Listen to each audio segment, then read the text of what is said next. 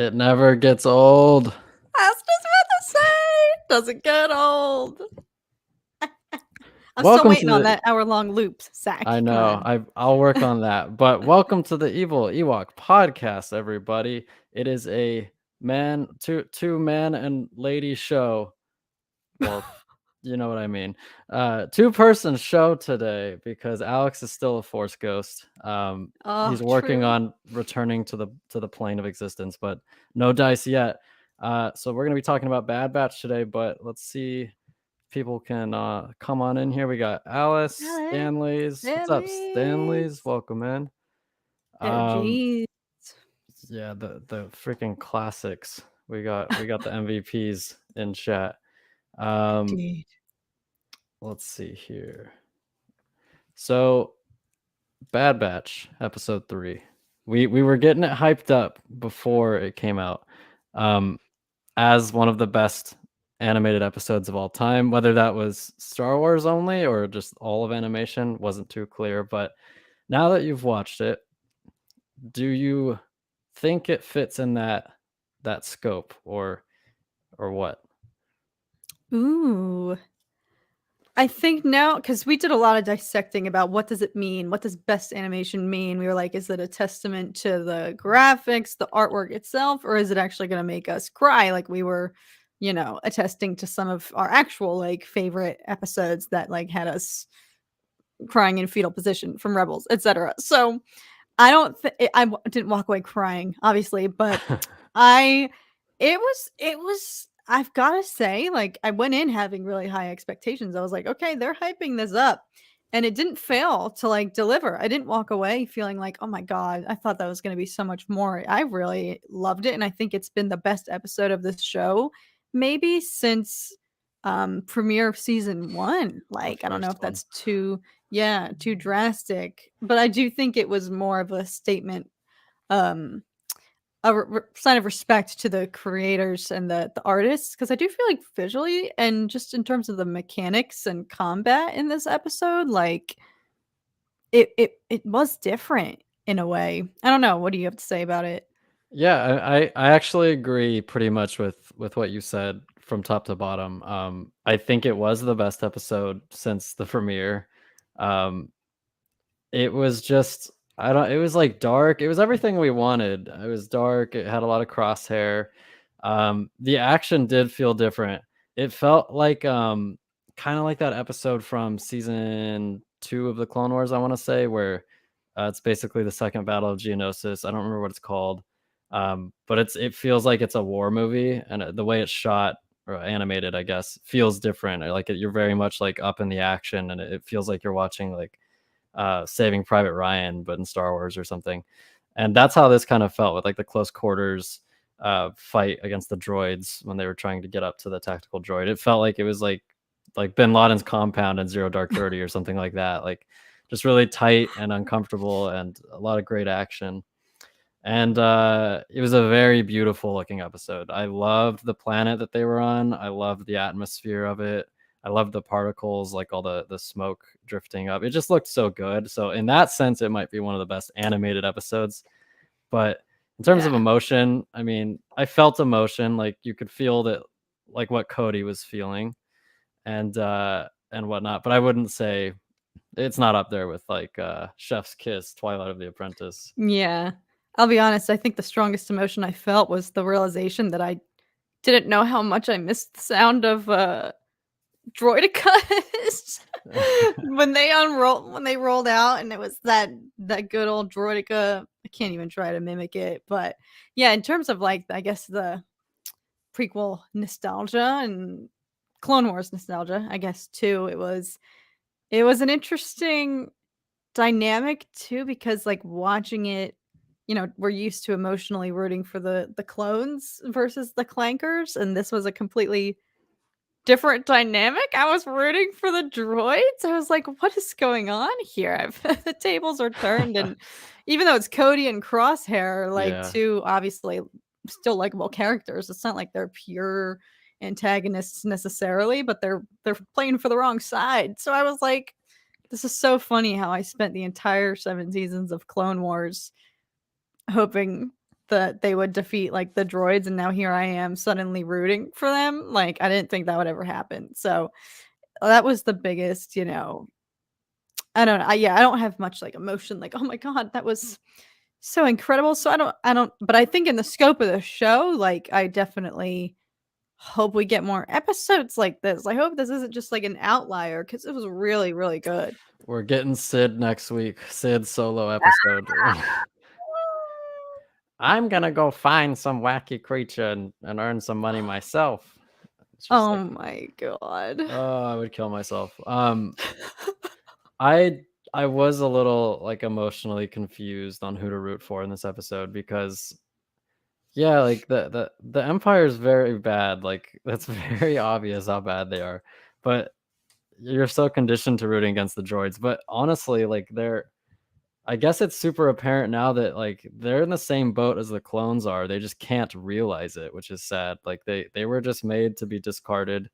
They were made to be in this sham conflict that got Palpatine into power. And they're just as abused as the clones. The only difference is they're not, alive. So Yeah. I felt bad for them. Every time we see the droids, you just have to appreciate it because you never know how many more times we're gonna see them. Mm. Because Clone Wars is over. This And is a really dumb question for you, Zach. I was maybe this has a really basic answer that I should know that's just eluding me for some reason. How do they have operating droids? Did they like reactivate them themselves? Because were they not all shut down post Order 66 per Palpatine's announcement to I forget who he's referring to, but he's like all droid units must be. yeah, so I'm assuming that that did happen. They all got shut down. But I'm assuming that this faction or this planet or whatever found a way to just reprogram them to where they're operational and they obey them instead of Dooku or Palpatine or whoever. Yeah, makes Um, sense. yeah, it's definitely cool. Like that's what I would do if I had programming skills and I needed a little army. I'd reprogram some droids. Right. They were pretty stacked. Yeah, she had like all the models except for the B2s, which was strange. Yeah. But it was good to see the commando droids again. Those guys are freaking formidable. Yeah, it was almost like a Mando moment with the oh my god, I'm gonna say what are the droids referred to as in Mando, Moff Gideon's like army, but when they all were like booting up and getting ready to like in Mandalorian, the Skrillex comes on and all the Yeah. droids start to turn on, and I feel like we got a similar brief little moment in this episode when she was like, "Secure the parameter," and she clicks a button or whatever, and they all start booting up. I was Booting like, up. "Let's go! Where's the Skrillex?" I wish they played maybe they did and I just didn't hear it, but maybe it was really subtle. But I wish they played the March of the Droids song, the dun dun dun dun dun dun dun dun dun dun dun dun dun. I freaking love that Could you track. imagine? Oh my god, that would have been lit. We should become composers. We know a lot about music.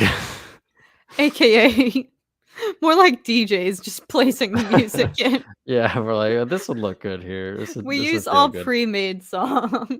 We don't have any actual talent here. We just know where to put them. How did you feel about not seeing the Bad Batch?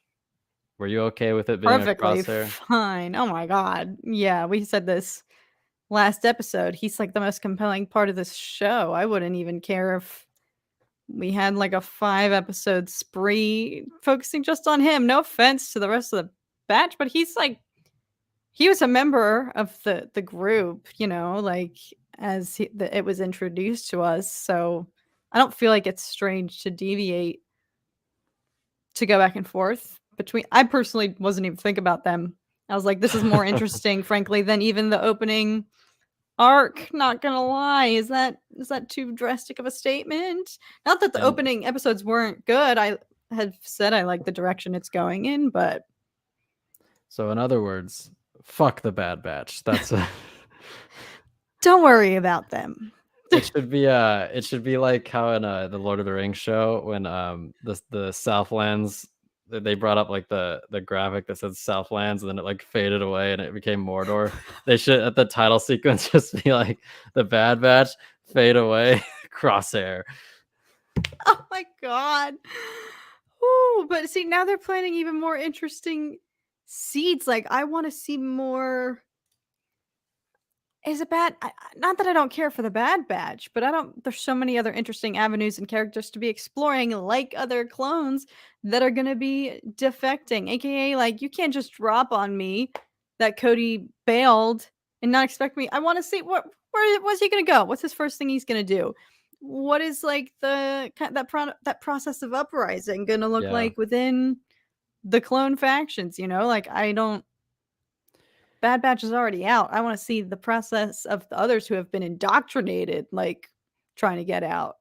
Yeah, I mean this all comes back to like my biggest problem with the Bad Batch is that it's just narrow, it's too narrow. I mean, you have so much happening at this time, but so much interesting conflict, all these different characters dealing with like their galaxy being turned upside down and there's like everything's changing and yet we're confined to like this squad of characters and I don't like that.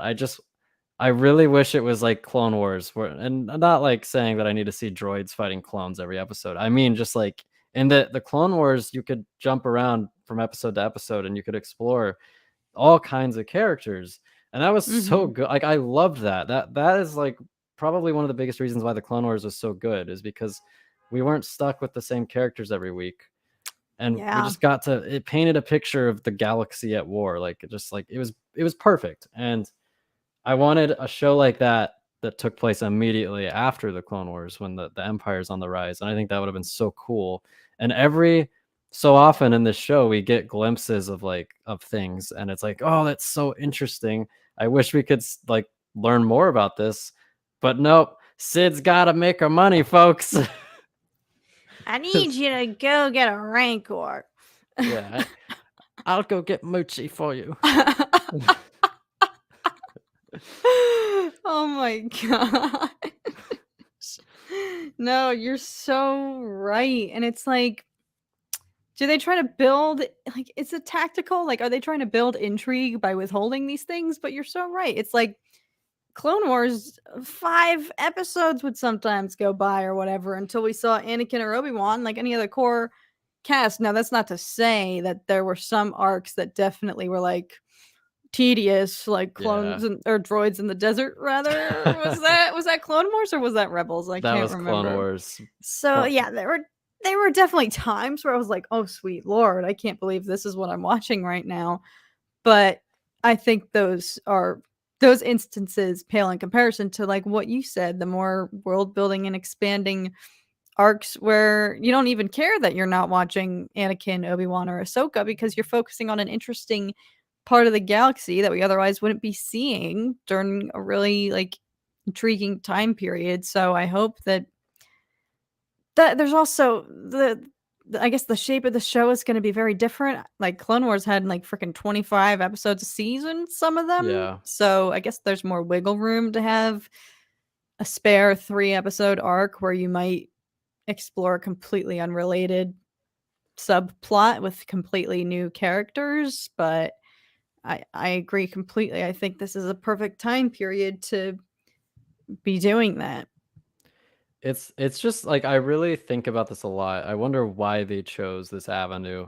Because they had, I mean, obviously they knew how successful the Clone Wars was, and if you were to have made a show with similar structure, an anthology that took place during the rise of the Empire, maybe like the first, literally like maybe the first 3 years of the Empire, I think that that generates way more interest across the board, and the Clone Wars just tackled so many concepts. Like, yeah, there were childish episodes with droids in the desert, but there were also like really dark episodes about like uncovering the inhibitor chips and like almost stopping basically Order 66.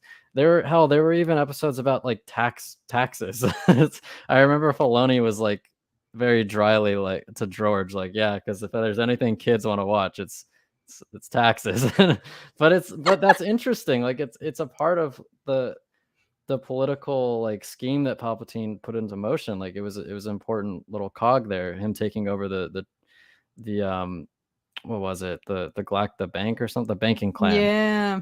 Yeah, it was important, and it just made it made the history of Star Wars feel so complete. Like, it felt like we were watching, like, their, like, world history, like, all these major events that you'd see in a textbook. We were watching them unfold, and, like, the Bad Batch, nobody's gonna write about saving Moochie in a history book. Like, it's just not gonna happen, and every time we get an episode where it's like, I don't feel like this is contributing at all to, like, the galaxy changing, it kind of annoys me because I see the potential of this time period so much, and I think that's one of the main things about this show that pisses me off. But this episode was great in that regard. No complaints with this episode. I just mean the show, broadly the show. Yeah, you're so right. No offense to Muji, but that's exactly right. It's like you're why waste? Why waste the juiciness of this time period? And it also makes it more impactful when you see like how other people, other planets, other species, are impacted. That was what was so like great about Clone Wars, because you see how the war was affecting every corner of the galaxy, how it was affecting ordinary other people throughout, different planets or whatnot. And it has Yeah. more of an impact than when you learn about what happens. And still at this point, I feel like we haven't gotten. I had expected, even in season 1, that we were going to get more looks at impact of Imperial reign, and I hope that this episode is, especially since the Bad Batch is also reframing their mindset and trying to shift gears to focus on a higher purpose, a higher objective here, to actually retaliate and do something about it. I hope that the show as well takes the turn to show more of like what the impact has been, to kind of coincide with their change in focus too, versus like season 1. I guess it makes sense, they're trying to dodge the Empire, so I guess it makes more sense to go on side missions. It's turning into me like bashing season 1 here. I don't want it to sound that bad, but I think my expectations when the show were announced were that we were going to have seen a larger image of what the impacts have been, and so far I feel like we've just barely started to scratch the Yeah. surface. I'll change the title to Cat and Zach just bash season bash the Bad Batch. No, Bash. um, I think you're totally right, and you know what I want them to show? I'd like them to, because we've seen a few planets where it's like, oh, the Empire is making our lives miserable. I want to see a planet where like they're like, this is actually kind of good. Like, things are good, and then you could have like Crosshair be like, see guys, like the Empire can be good, like if you just like submit, and then they're like, no, Crosshair, this is wrong, blah blah blah. Like these people are just like profiting off of others or whatever, like something like that, to where you can present a more three-dimensional look at the Empire, because I'm sure there are planets where the Empire made life good, but it's just not the case all across the galaxy, and probably not the case in most cases. That's a good point. He's gonna be like, see, I found the one planet that doesn't hate us. Yeah. It's actually so funny how we were discussing like that he is willingly a fascist. He's doing all this on his own accord now. Like, and then to see that move he pulls in, the climax of this past episode, and he executes the former governor. Like, Yeah. it's just funny that we were having that conversation, and then he is proving our point that he's like really gone off the deep end. Um, like I'm interested to see, because clearly he just has a entirely different ideology. I feel like a really bad like perfect storm is brewing though, because he obviously is like uh, an outcast, kind of, doesn't fit in or belong. The Yeah. other clones literally in typical like middle school bully style, like got up and left as soon as he came and sat at their table. Yeah. Like that part hurt me so much. And Rampart treats him like garbage too. But before we continue, thank you 821 for re-upping the YouTube membership. Here is the horn.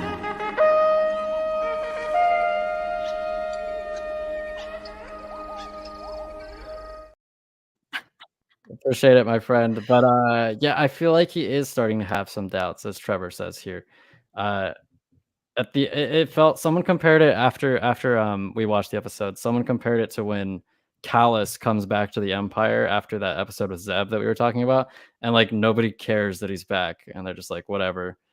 And then Yeah. they contrast that with like the rebels like being so excited that Zeb is back and safe, and it's that was good. We didn't get anything really like that in this episode, because the Empire just doesn't care about anybody. So we just got to see Crosshair miserable. I don't know if he's miserable, but he doesn't seem happy.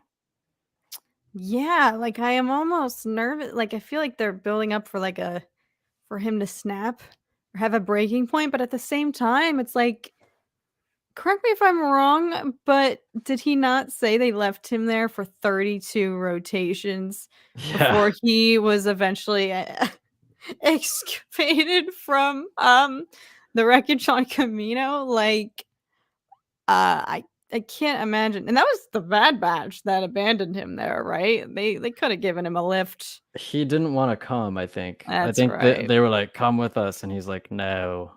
And then he stayed there for 32 days. I am God. surprised we didn't get like a Survivor Man episode where it's like Crosshair's just like fishing and surviving Oh on this my god. That's true. platform. At least he's on a oceanic planet. Hopefully he got some food, literally. Yeah, that would have truly been a solitary clone episode. Like, I guess we're lucky we didn't get that because that would have been kind of boring. Oh my god. You're But right. You're right. it could have been interesting if they had worked in some like hallucinations or something. Um, True. He probably like went through it yeah, like out there to the point he was on like medical leave, right? They had to like clear him to come out on this mission. So yeah. he must have been in banged up shape like when he got back. Um I don't know whether physically or mentally. So like I'm just so curious about where will his allegiance lie if he does have a reckoning, because he has this sense of abandonment now with the rest of his former friends, the rest of the group. He can't relate to any like current clones. Like I'm curious. I don't know, I'm really scared. I feel like the more I'm thinking about this, I feel like his fate just points to one direction, which is him dying. I mean, Do you think he's gonna die in service of the Empire? Do you think he's gonna lean into it more, or do you think this is gonna ooh, push him towards the Bad Batch? I don't know. If anything, I could see him if he doesn't end up with the bad. If We were taught separatists were bad guys. Now we know that's far from the truth. I could not agree more with Sal. The only like bad separatists were Dooku and like Newt Gunray and those ilk.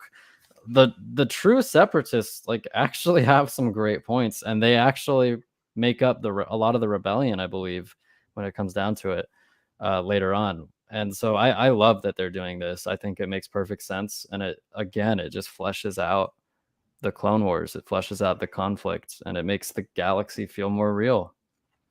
you're right, and you're sounding like a separatist.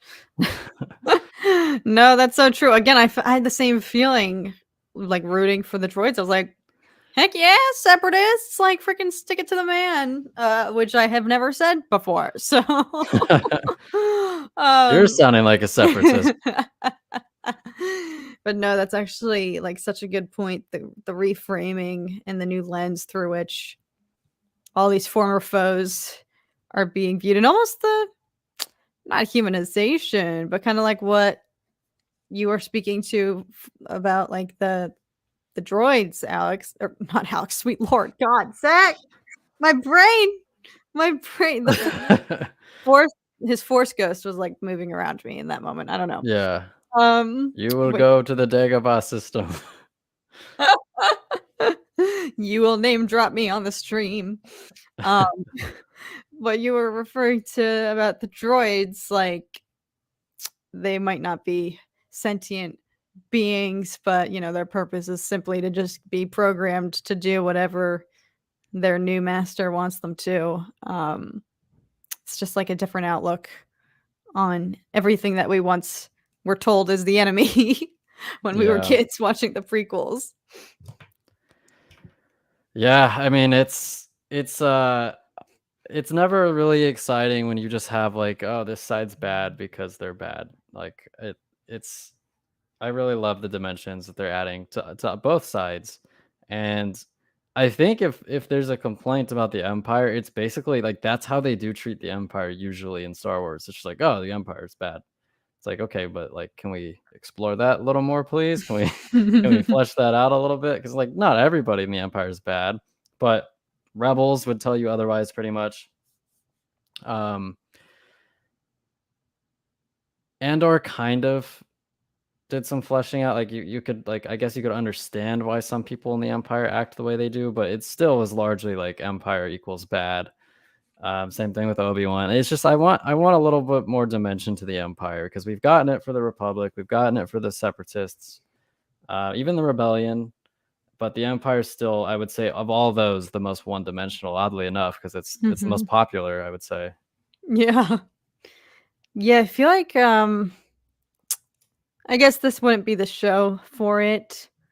That could honestly be an entire spin-off show of its own. A character like Tala from Kenobi, like, she's obviously a kick-ass, like, hero as we see her, but she started off as somebody who joined the Empire originally thinking, like, uh, it wasn't as bad it was gonna be, having in Yeah. her it's not like she was bad and then turned good, like, I don't think she ever changed as a person. She, like, initially signed up when she thought it was something that it wasn't. I feel like that could be a really interesting arc to explore because you're right, like, I'm sure there's not all bad people on the Empire, just like you said, there's probably some planets that are like, "Heck yeah, Team Empire," so Yeah, I mean, I guess they can only do this whole, "Oh, I didn't realize the Empire was bad, but now I'm good," and, like, they can only do this so many times because I feel like we've seen it a lot now where it's like, I was with the Empire, but then I abandoned them because they, mhm. like, killed a bunch of people in front of me, and it's like, "Oh, how original, how That's daring what it today." took. Yeah, but yeah, so I that's why I wanna see some, like, let's see, like, the good parts of the Empire, like, the compelling aspects of it. How far into the timeline do you think the show will go since it's still 19 BBY going to 18 BBY? Think it would fit in 15 BBY maybe. Yeah, I think that sounds about right, if they even make it that far. I would say, like, 3, 4 years. I was wondering Uh, that. Do we know confirmed how many seasons there's gonna be? I can look that up. I don't I think f so. I feel like did we know there were gonna be at least 2 and now we're just, like, taking it one at a time, or I can't even remember. 'Cause I How don't many even seasons? remember, like, a big announcement like, "Oh, Bad Batch renewed for season 2," like Yeah, so it's just saying that there's 2 for now. I guess they haven't announced anything. mm, I think there will be another one at least. I think I could see it ending with 3 or 4. yeah. Will Cody look for and join Rex and the others? It certainly seems like it, and I guess that's a good point to transition to. I would certainly like to. I'd certainly like to. Was Cody's redemption too quick in your mind? Mm. Hmm. Good question. Uh, a bit of me did think, "Wow, that was fast." When Rampart said, "He's AWOL." I was like, "This all happened, like, yesterday." Yeah. Um, but I I don't know. Maybe sometimes, I mean, he did have. Sometimes all it takes is one altercation, I feel like, to rattle you to the point of being like, let me get out before it's too late. And, being told by his superior after promising somebody peace. And he did say some very existential things to Crosshair. I'm not like forming cohesive sentences right now. His final conversation with Crosshair very much alluded to like, okay, you're clearly not buying into this, nor do you enjoy this. It sounds very like brittled with guilt. And Yeah. like he said, having to live with what they're doing. So I don't know. Maybe it was, but there were still reasons to make it plausible, I guess, that he would want to leave, bounce that early. Yeah, I think that I envisioned him being pretty like dutiful to the Empire before this episode. I envisioned him staying loyal for a while. I figured he'd probably come back at some point and be good again, but I did not expect it to be in the first episode that he appeared in. And I guess I'm okay with it in that I suppose his arc would have been similar to Crosshair's, and that would have been a bit redundant. Mm. If you had two clones doing the exact same thing where they're like staunchly for the Empire, but then gradually come around. So I guess what this does is it just serves Crosshair's arc, and it's like, oh, another one of my not necessarily friends, but people that I knew really well just switch sides. As far as Cody goes, what was I gonna say? Oh yeah, I it feels like he was already, but even before the events of this episode, pretty guilty and pretty not for the Empire, because I don't know if you saw this, but when Crosshair was like when Cody was like, oh, a bunch of clones have gone AWOL, and then Crosshair's like, then they're traitors like the Jedi. Cody gives him like a look, and it's like, He does. what is like what are you saying there, buddy? Like, do you regret shooting at Obi-Wan? Like, I wonder if he regrets that, or I wonder if he's just like he doesn't like the assumption that the clones are traitors. There was a lot there that I thought was pretty interesting. No, you're right. I think he was 100% triggered by the Jedi comment, because that specifically had him stop in his tracks, and Yeah.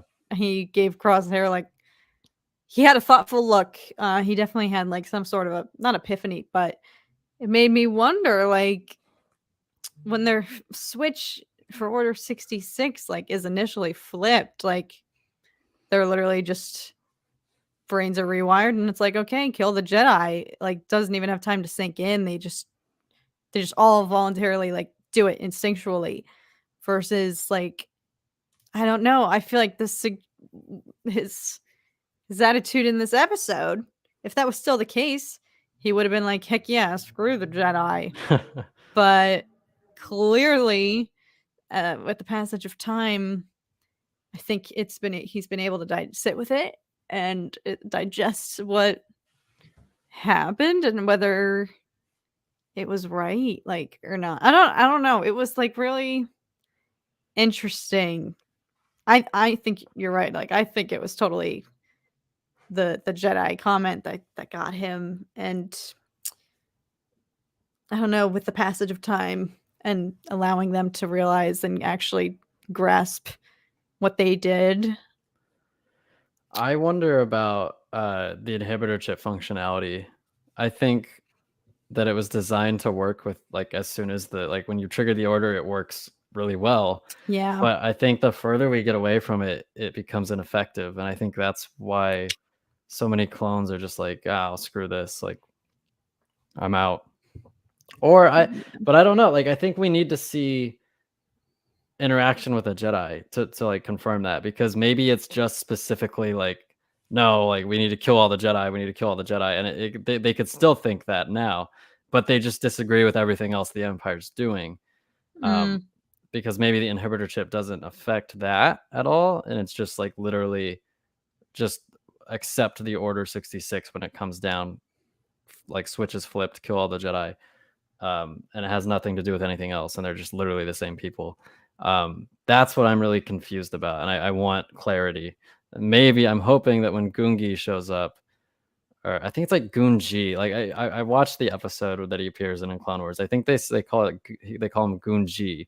So I'm gonna say Gunji, and if that's wrong, then you guys can crucify me. But that's how they say it in the episode. So Gunji, when he shows up in the show, maybe we'll see something with like Cody not having his inhibitor chip removed and see how that affects him. But yeah, inhibitor chips are interesting again. Very interesting. Yeah, Stanley's thinks the same thing. A lot of clones in hindsight regretted killing the Jedi.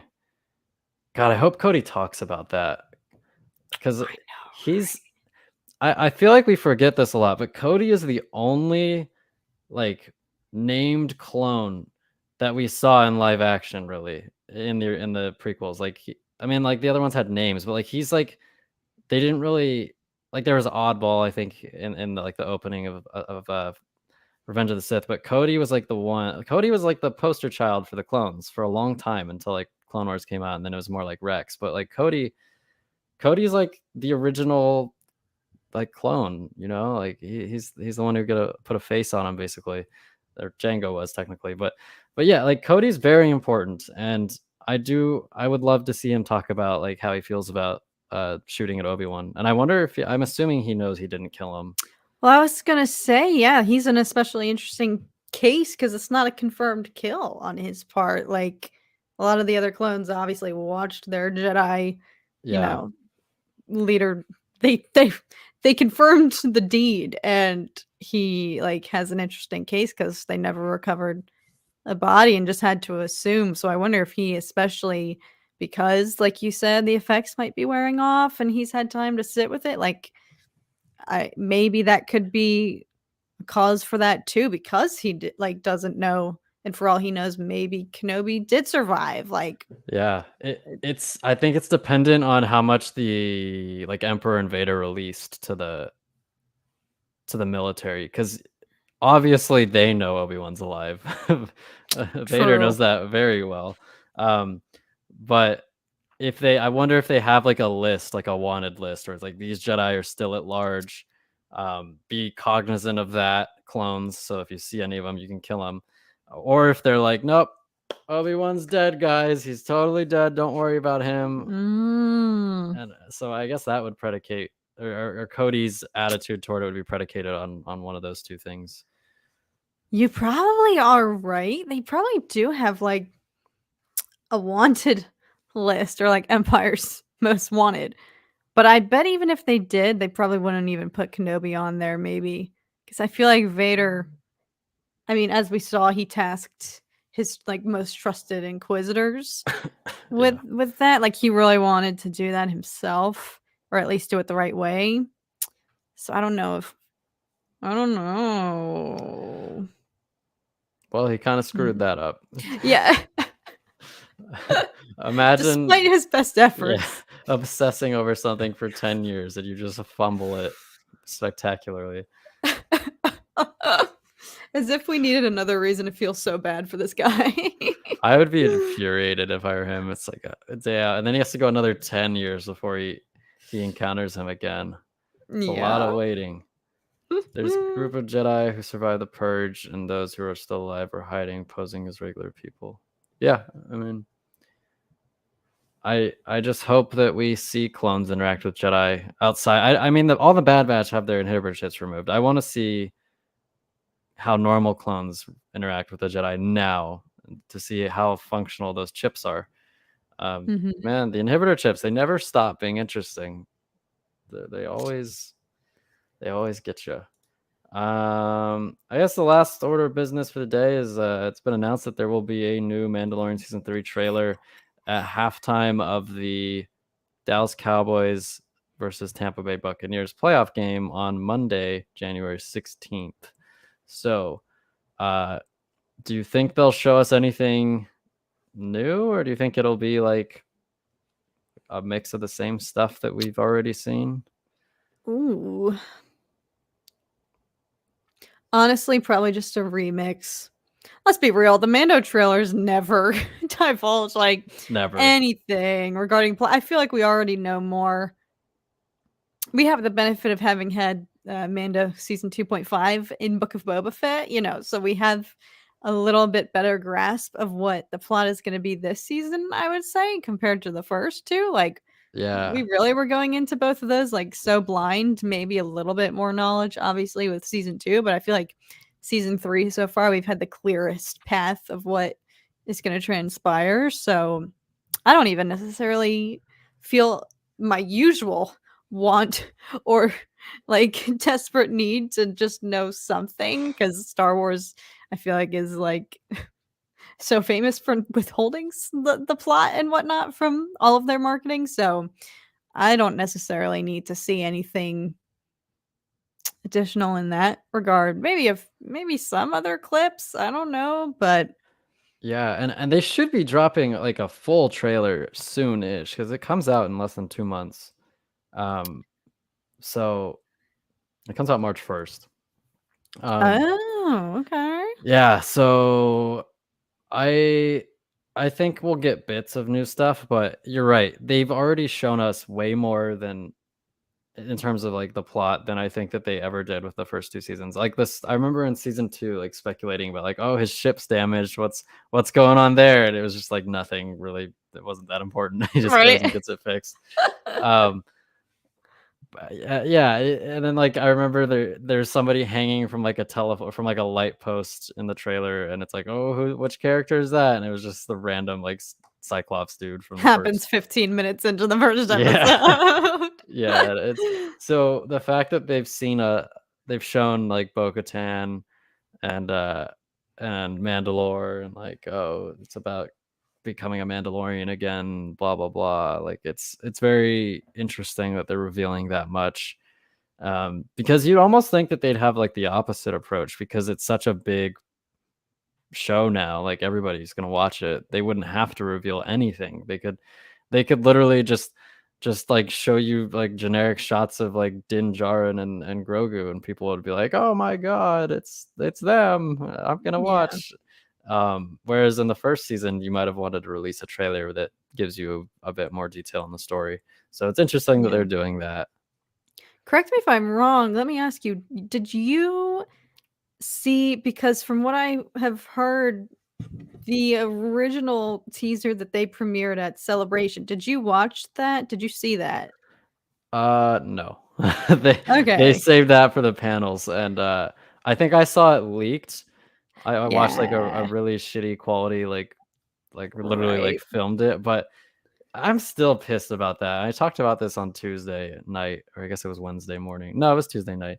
But, I really wish that if you bought a ticket to Star Wars Celebration and you were physically there, maybe you don't get to see it as soon as the panel people see it, but, like, show it to us, please. Like, put it on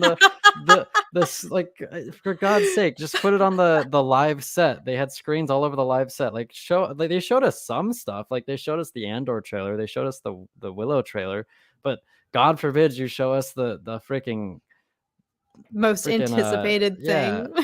like Ahsoka and Mandalorian, they did not show us, and I was like, "Come on, guys! Like, I spent like hundreds of dollars to be here, and you're just not." That actually is so true. Well, same dude, I would have been absolutely, especially because all of it is a lottery system, correct? Like, getting into Yes, panels that you want, it's, like, all luck based. I yeah. would have felt that way about not being one of the lucky souls to get to come back that night at 9 p.m. to watch the fricking premiere of Kenobi, like, with the cast and freaking everything. I would have, like, absolutely, my head would have I didn't even know exploded. that was a thing. I did not even know that was a thing, but I didn't get into any lotteries, and that's another thing. It's like, it's not like these people paid extra to have this privilege to see, like, the new footage. They just got lucky. It's like, It's what? all Why? luck of the draw. How is that fair? I get it. Like, if they get lucky, good for them. Maybe they get to see it an hour before the rest of us, but then why don't you just show it? And, like, God, why don't you just release it to the internet? Like, who cares? Right? I don't effing get it. Like, I was waiting the months because it was months Celebration was what, May? We Yeah. didn't get the official the trailer until, which by the way, it was a different one allegedly, Yeah, it was. from what they showed at Celebration. And Tom even said he liked the one that they showed at Celebration better, TBH. I I think did the as music well. was different. Yeah, like, what is the logic? It took them until September to share it with the general population. I was just like, capitalize on this. Like, yeah, get the initial word out. Let people spread word of mouth. Like, oh my god, Mando trailer was effing sweet. And then, like, ride that wave of momentum and drop it so everyone can see. I don't understand. What is the I benefit of I withholding? I don't get it, and I don't understand why they still haven't released any Ahsoka stuff. Like, you had it for almost a year ago, you had, like, a teaser. I don't know if it was necessarily a teaser, but it was like a teaser of a teaser. They had footage that was ready to show, and they didn't show it to anybody but the people that were in that little auditorium, and it's just like, I mean, literally, like, it's not hurting anything by releasing it to the internet. You're gonna generate hype.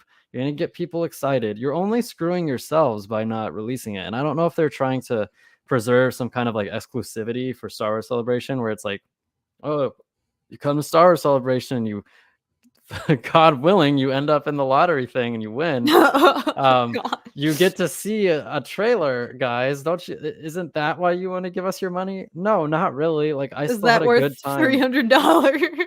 I still had a good time at Celebration, not having been in a single panel. I don't regret going. I had a Wait, you great didn't time. get into a single No, one? not a single one. I tried to get into the Attack of the Clones one. I tried to get into, I think, the Mandalorian one. I tried to get into the Ahsoka one. I tried to get into there's like a Kenobi one, I think.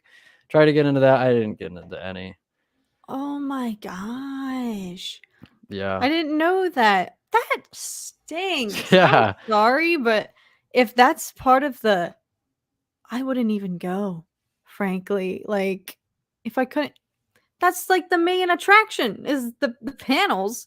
And if there's a chance I'm gonna drop all that money for not being able to get into a single one, oh my gosh. Like, what a, I'm especially, it's gonna be really wild, I imagine, for the one in London because it's an even smaller venue, Yeah. correct? That's what So I've heard. it's really gonna be a fight to get Yeah. in. I I mean, I had a good time. I was definitely running out of things to do by the last day. I was only there the last day for like a couple hours. I left early. Mm, But uh it's cool walking around, seeing all the exhibits. There's a bunch of like Star Wars stuff you can buy, which is cool. And then I just liked hanging out by the live stage because they would have guests on all the time, and that's how I saw Ewan and Hayden. I was like right. that's right. So I didn't get in any panels, but that was something that I don't think I'll ever forget. Just real quick before we get out of here, we'll talk about this. If Thrawn does not appear in season 3, then who will be the main threat? I I think it would be Moff Gideon, but I also could see it being like one of those kinds of things where it's you got Bo-Katan and Din Djarin facing off, and you're not really, neither of them is wholly bad, but they're both. I mean, obviously, I don't think Din's gonna be bad, but I think Bo's gonna be the antagonist in a sense, where she's gonna oppose Din in some regard. It doesn't make her a villain, but I think they have competing interests. Uh, Mhm. so I think that might be how they position it. I don't think we'll see Thrawn. I think they're definitely saving that for Ahsoka. I'm intrigued because Mando 2.5 in Book of Boba Fett, he tells the armorer, like, oh, he's a prisoner now of the, what is it, even a republic at this point? We're talking about Yeah, all these different time periods. I'm like, where are we? In the, separatist. They're yeah, back. They're back with a vengeance. they're back. This isn't a spice dream. Um, he's a prisoner of the republic now awaiting trial or whatnot, but the armorer, Emily Swallow, she says very ominously, like, oh, we'll see, wink, wink, like, highly doubt, justice will actually be served. Somewhat implying that perhaps he will escape or weasel his way out or whatnot while awaiting trial. I don't know. But I do think you're right. I think I think it's more intriguing, frankly, to have Bo-Katan v. Din Djarin season, and that will be especially conflicting for the audience. I'm not gonna lie, y'all. I'm kind of Team Bo. I'm Team Bo-Katan right now. I Cause agree with you. Like, she wants to okay, good. actually do something with the she wants to, like, become the ruler and, like, bring her people back. Din is just like, "I need to learn how to use these things." Right. Right. Um, Another question I have for you, do you want to like, would you want Moff Gideon to be the main villain again, or would you rather them do the Bo-Katan, direction? I hmm. I think Bo-Katan, frankly, because it's just gonna become repetitive if we have a third season in a row of, oh gosh, being afraid that Moff Gideon is gonna come and capture Grogu. It's like we've really, I feel like, crossed that bridge now, and I think I'm ready to see a different conflict, you know? Yeah. That's not to say I do think he will. I do think he's gonna break out and come back and do something, but I could picture the season being like Bo-Katan versus Din to the point that we're so distracted, and then Gideon makes a move or something, or there's a reveal at the end of the season that he's rallied with perhaps some even bigger, threat or something like that. So we'll Yeah. see. I do agree. I think I wish they would develop him a bit. Like, he's just I it's freaking Giancarlo Esposito, for God's sake. Like, give him something to work with. Like, he's just like generic bad guy with dark saber, and that's all he was. And like, that's fine and all. Like, he was fine as he was, but like, I want backstory. Like, I want to see maybe him when he was younger, like what he did to the Mandalorians. I want to see that firsthand. I want I want him to be not necessarily like, I don't want you to be able to like empathize with him, like to see where he's. But I want to see where he's coming from. Like, I want to. I guess I want more like scenes from his like perspective. Because right now I just don't. I don't really think he's super intimidating anymore because he got pretty easily beat. Um, he's smart. That he's clever, but I don't think he's super intimidating, and I'm honestly just kind of over it. Like, I don't want to see him, trying to get Grogu again, like you said, for the third straight season. I want something else. I hope he plays a minimal role, which hurts me to say because I love Giancarlo Esposito. I think That's a his bold work, statement for you. Yeah. yeah, his work as Gus Fring's one of the greatest villains of all time, and I just know that he can be given such better material, and he could make something of Moff Gideon. But Gideon could have a superior answer to. Yeah, that's true.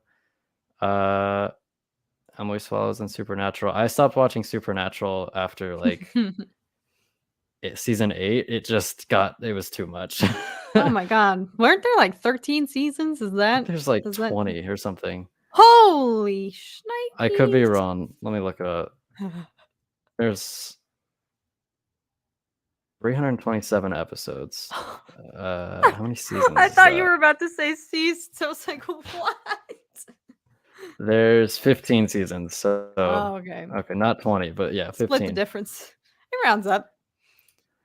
But yeah, one of the Yeah. reasons Gus Fring is one of the greatest villains is because antagonists inherently become scarier when you actually see their the Yeah. humanized side of them, when you see that they're capable of having emotions or whatnot, or their backstory or whatever, it becomes significantly scarier when we know where they're coming from and what their reasons are for their current Yeah. actions. So I'm really You're shocked to hear you say that you hope he takes a kind of back seat in this season.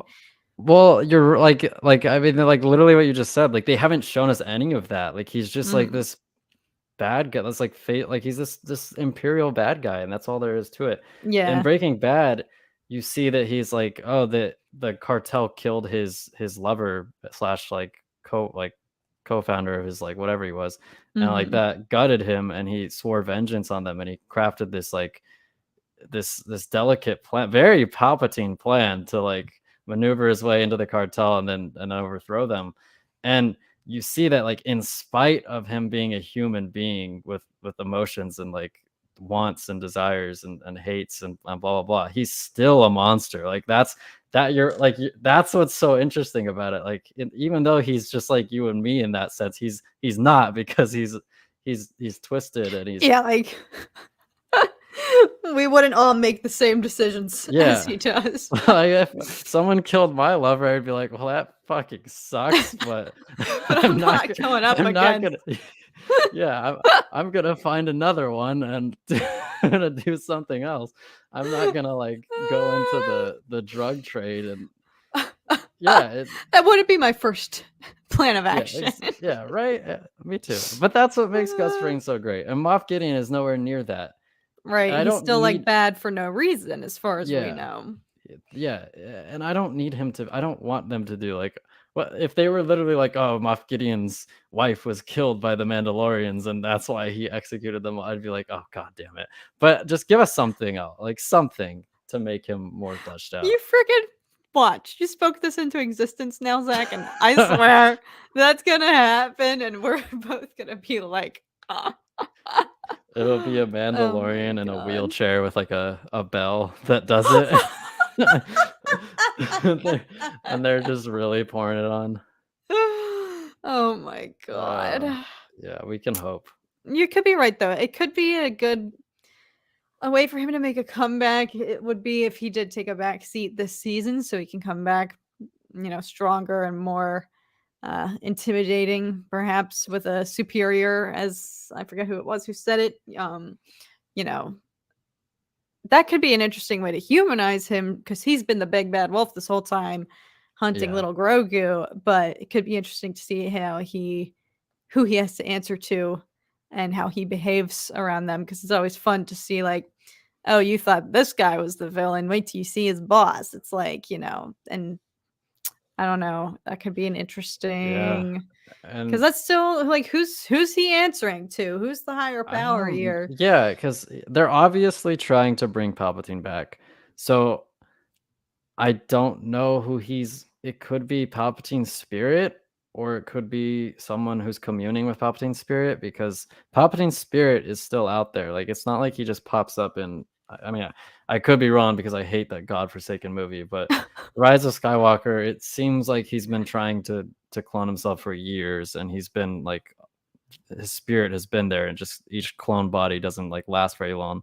So I don't know, maybe it is Palpatine's spirit, but I guess we'll find out. Folks, thanks so much for tuning in this time. On that We're note. on that note, it's been about an hour. We're gonna take off. So thank you for joining us. We will be back on Tuesday night for the pregame of Bad Batch episode 4. Hopefully we don't see Sid, but I think we're going to. Everyone manifest it this week for Zach's Yeah, sake. please. But thank you, everybody, and we will see you in the future.